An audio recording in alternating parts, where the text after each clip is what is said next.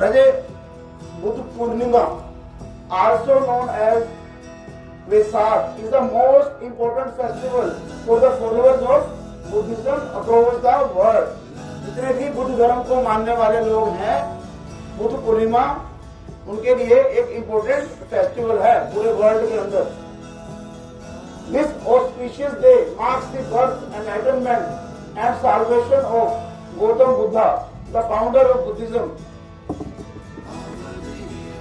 This day is celebrated by the Buddhist community with much fervor. तो बेटा जो ये auspicious day है, ये किस चीज को दर्शाता है, मार्क करता है? Birth, enlightenment and salvation of Gautam Buddha, the founder of Buddhism. जो बुद्ध धर्म के फाउंडर थे गौतम बुद्ध, तो उनकी ये माना जाता है कि उनकी जो बर्थ डे, उनका एनलाइटनमेंट डे और उनका साल्वेशन डे वो एक ही दिन को आए थे। तो ये दिन बुद्ध पूर्णिमा उस दिन को दर्शाता है। This marks the that day. This day is celebrated by the Buddhist community with much fervour. मतलब जितनी भी बुद्धिस्ट कम्युनिटी है ये उसको बहुत ही जोश से मनाती है। विद मच फर्वर मतलब बहुत ज्यादा जोश से, धूमधाम से। Fervour, FERVOUR। You will learn new words also. Whenever I am telling you the summary of any prominent day or the festival, you will learn new words also. Okay, fervor means जोश के साथ। Buddha Purnima falls on the first full moon day of Hindu calendar month of Vesak. आपको पता है ना, एक Hindu calendar होता है ना जिसका फर्स्ट डे क्या होता है? विसाखी वाला दिन, जिसको हम देसी कैलेंडर भी बोल देते हैं, हिंदू कैलेंडर भी बोल देते हैं। बताया था ना मैंने आपको, जब विसाखी के बारे में बताया था आपको। ये जो बुद्ध पूर्णिमा है, ये जो फुल मून डे होता है, पूर्णिमा जिसको बोलते हैं, पूर्णमासी बोलते हैं हम लोग इधर पंजाब में। तो फुल मून डे जो होता है विसाख मंथ का, उसका जो पहला फुल मून डे होता है उस दिन बुद्ध पूर्णिमा होता है हर साल। It means it falls in April और May in the Gregorian calendar. Gregorian calendar कौन सा? जो इंग्लिश कैलेंडर, उसको ग्रिगोरियन कैलेंडर भी बोलते हैं।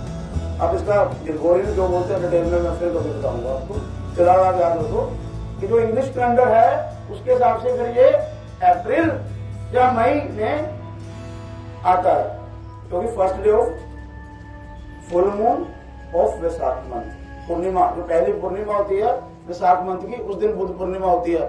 This year Buddha Purnima was on May 5। Gautam Buddha, who was Gautam Buddha now? Gautam Buddha was born as a prince Siddharth in Lumbini, Nepal. Lumbini area है, city है, जब तब राजा हुआ, तब सिटी में हुई राजा हुआ। जैसे पहले क्या होता है, राजा महाराजा होते थे, तब राजा होते थे। लुम्बिनी राजा के एज ए प्रिंस राजकुमार पैदा हुए थे, राजा के घर पैदा हुए थे। इनका नाम हुआ करता था सिद्धार्थ। गौतम बुद्ध का असली नाम क्या हुआ करता था? सिद्धार्थ। ठीक है ना बेटा? Grown up with princely luxury, Siddhartha remained sheltered from the hardship of human life till he was in his late 20s. क्योंकि प्रिंसली लग्जरी में ग्रोन अप हुआ, वो राजकुमारों की लाइफ जी है, तो सिद्धार्थ को हमेशा ना जो जिंदगी की कड़ी मेहनतें हैं उनसे दूर रखा गया। शील्डेड मतलब दूर रखना, शील्ड मतलब स्पॉन्सर होता है। अपने लेट 20 तक 20 से लेकर 29 तक। लेट 20 का क्या मतलब हुआ? 27, 28, 29, ठीक है ना? At age 29, he saw in succession an old man, a sick person, a dead body, and a monk in meditation beneath a tree. जब वो 29 के थे ना, दोनों इन सक्सेशन मतलब एक के बाद एक, इन सक्सेशन वर्ड यूज हुआ यहाँ पे, एक के बाद एक, है ना? What is the difference between under and beneath? देखो क्या होता है, beneath वर्ड तब यूज होता है जब हम किसी चीज के नीचे बैठे हैं पर हम उसको टच नहीं कर रहे हैं। हम किसी चीज के नीचे बैठे हैं बट उसको टच नहीं कर रहे हैं, इसलिए beneath वर्ड यूज होता है। अंडर वर्ड कहाँ यूज होता है? जैसे अंडर द वाटर, हम उसी चीज के बीच में हैं जिसको हम टच कर रहे हैं, हम उसी चीज के बीच में हैं जिसको हम टच कर रहे हैं, तो क्या कहते हैं? अंडर। हालांकि दोनों कॉमनली यूज हो जाते हैं, इनको ज्यादा डिफरेंशिएट नहीं किया जाता।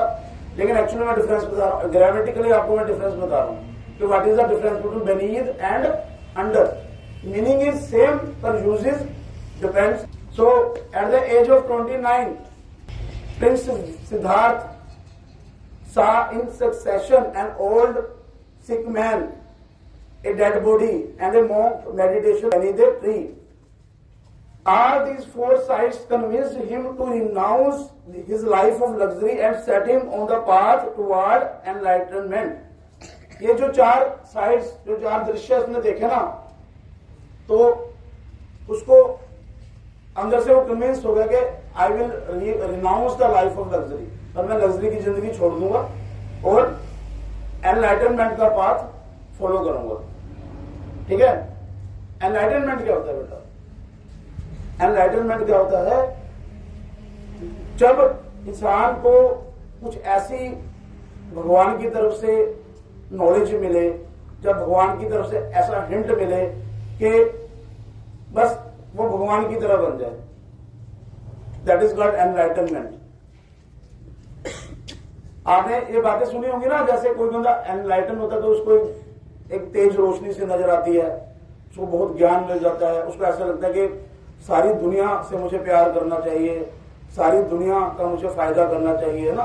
तो वो जेलसी, लड़ाई झगड़े, इन चीजों से दूर हो जाता है बंदा. That is called enlightenment.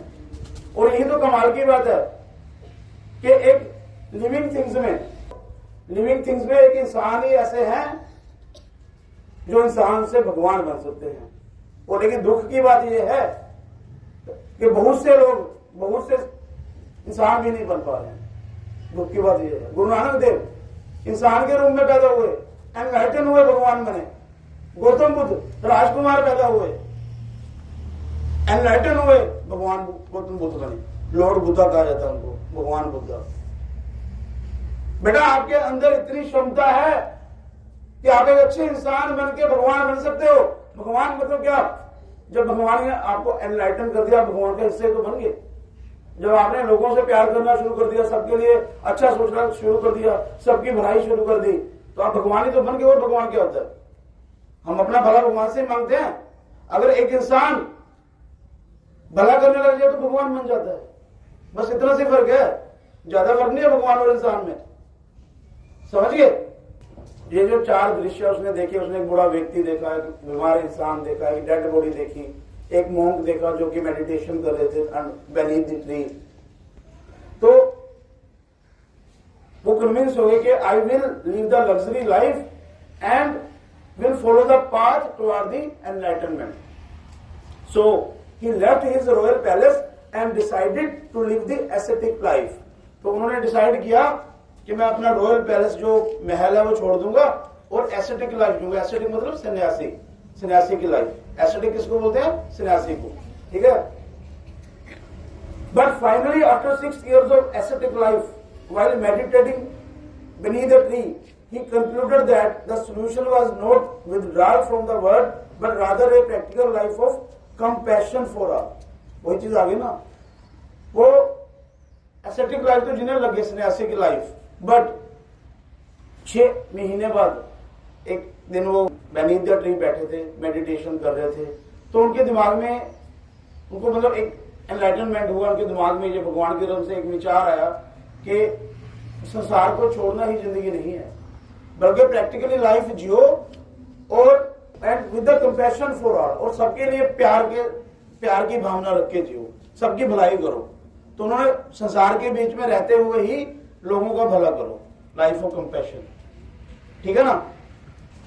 यही एनलाइटनमेंट है. मैंने आपको बताया व्हाट इज द एनलाइटनमेंट. ठीक है ना. जब आपके दिमाग से जेलसी निकल गई, किसी के प्रति गुस्सा निकल गया, लड़ाई झगड़ा करने का आपका मन ना करे. अब क्या होता है, मैं क्लासेस में देखता हूँ, मान लो किसी बच्चे ने किसी की बुक ले ली आधे घंटे के लिए, उसने 15 मिनट ज्यादा लग रही, लड़ पड़ते हैं आपस में. सर यानी मेरी बुक आधे घंटे वास्ते ली थी, 45 मिनट रख लीजिए, आधे घंटा रख लो. What are rubbish things. ये बेवकूफियां हैं. यानी मैंने हाथ मार देता जी, यानी मेरे आंखें चुंगली मार देती जी. What is going on? क्या कर रहे हो आप लोग? You are wasting your time in rubbish things. बेटा ऐसे काम करो जिंदगी में कि भगवान की क्वालिटीज आपके अंदर आने लग जाएंगे। समझ गए? ऐसे काम करो, अच्छे काम करो जिंदगी में। कभी किसी से जेलसी मत करो, कभी किसी से लड़ाई झगड़ा मत करो, छोटी छोटी बातों में मत झगड़ो। आपको कोई परेशान करे, you tell your teachers, don't react yourself.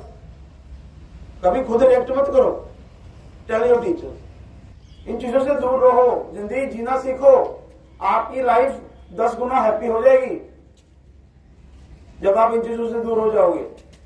सबके लिए भला सोचो। So it is considered that all 3 important events in the life of Gautam Buddha, his birth, enlightenment and salvation, fall on the same day of the year। वही बात आ गई दोबारा। तो ये माना जाता है कि तीनों इंपॉर्टेंट इवेंट जो गौतम बुद्धा की लाइफ में हुए, जैसे कि उनका बर्थ, ठीक है, उनका एनलाइटनमेंट और उनका साल्वेशन। साल्वेशन मतलब मुक्ति। क्या होता है ना, ये हम वर्ड नहीं यूज करते, यार वो इस संसार से मुक्त हो गया, तो उसके वर्ड साल्वेशन यूज होता है, उसको साल्वेशन वर्ड यूज किया जाता है। कौन सा वर्ड? साल्वेशन। तो मैंने कहा ना कि जब आपको मैं समरीज कराऊंगा ना, बहुत से नए वर्ड सीखोगे आप जो आपने पहली बार सुने होंगे। Even teachers will learn new words. Whenever I am addressing you people, I am watching each and every student. That's why I am again and again instructing the teachers to make the lines height wise. मुझे दिखने चाहिए बच्चे। Owing to this happenstance, this day holds immense value in Buddhism and is called Buddha Purnima। ये जो 3 main events Gautam Buddha की life में एक ही दिन फॉल किया ना, एक ही दिन आए, तो इस वजह से ना इस दिन का एक इमेंस वैल्यू है, बहुत ज्यादा वैल्यू है बुद्ध धर्म के अंदर, ठीक है ना। और इसको क्या कहा जाता है, इस दिन को क्या कहा जाता है, इस दिन को बुद्ध पूर्णिमा। क्या कहा जाता है? बुद्ध पूर्णिमा। पूर्णिमा वर्ड इसलिए यूज हुआ क्योंकि पूर्णमासी के दिन आता है, फर्स्ट पूर्णमासी day of Vaishakh month. Hindu calendar का जो पहला मंथ है वैशाख मंथ। क्लियर बेटा? देखो मैं आपको ये सब कुछ पहले एक्सप्लेन करता हूँ, फिर लिखाता हूँ, ताकि जब आप लिखो तो आपको अपने आप समझ में आए क्या लिखा हुआ है, आपको पूछने की जरूरत ना पड़े किसी से। क्लियर? ओके बेटा, on this day most of devotees visit Buddhist shrines and recite हाइमन्स and sermons about the teachings of Lord Buddha. तो इस दिन के जो डिवोटी हैं, जो भगत हैं, वो क्या करते हैं, बुद्ध श्राइन्स में जाते हैं। जैसे हमारे गुरुद्वारा मंदिर होते हैं, उनकी जो बुद्ध के जो प्लेसेस होते हैं श्राइन्स बोलते हैं। क्या बोलते हैं?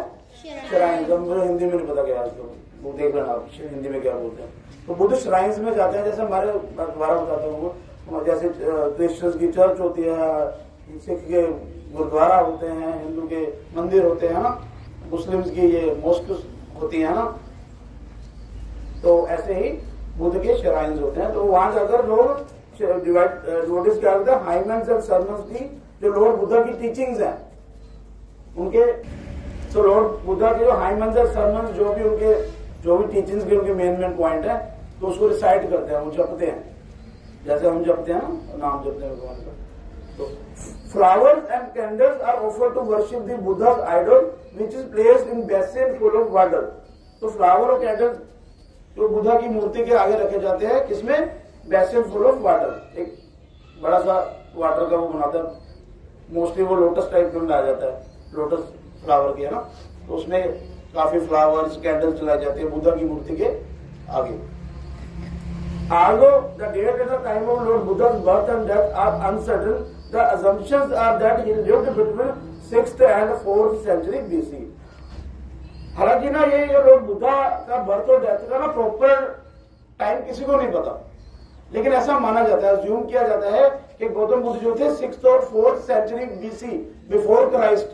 BC और AD के बारे में आपको एक्सप्लेन करूंगा, टाइम लगेगा, ठीक है, इसका भी मैं आपको एक्सप्लेन करूंगा ये क्या चीजें हैं।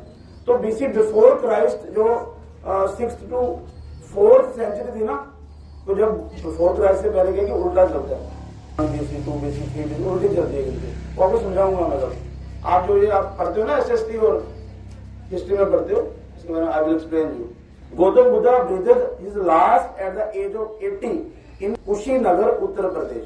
गौतम बुद्धा जो थे ना, उन्होंने अपनी लास्ट सांस जो ली जब उनकी डेथ हुई तो उसे 80 ईयर्स के थे, और उनकी लास्ट जो डेथ हुई तब उत्तर प्रदेश के कुशीनगर एरिया होगा, जरा राज्य होगा, सिटी होगी, तब तो राज्य ही होगा। तब क्या होता था, शहर नहीं होते थे, राजा होते थे। राजा होते थे ना तब क्या होते थे, राजा होते थे। ठीक है बेटा, ये छोटी सी समरी है जिसमें आपको गौतम बुद्ध के बारे में बता दिया, मतलब प्रिंस सिद्धार्थ के बारे में बता दिया, आपको बुद्ध पूर्णिमा के बारे में बता दिया।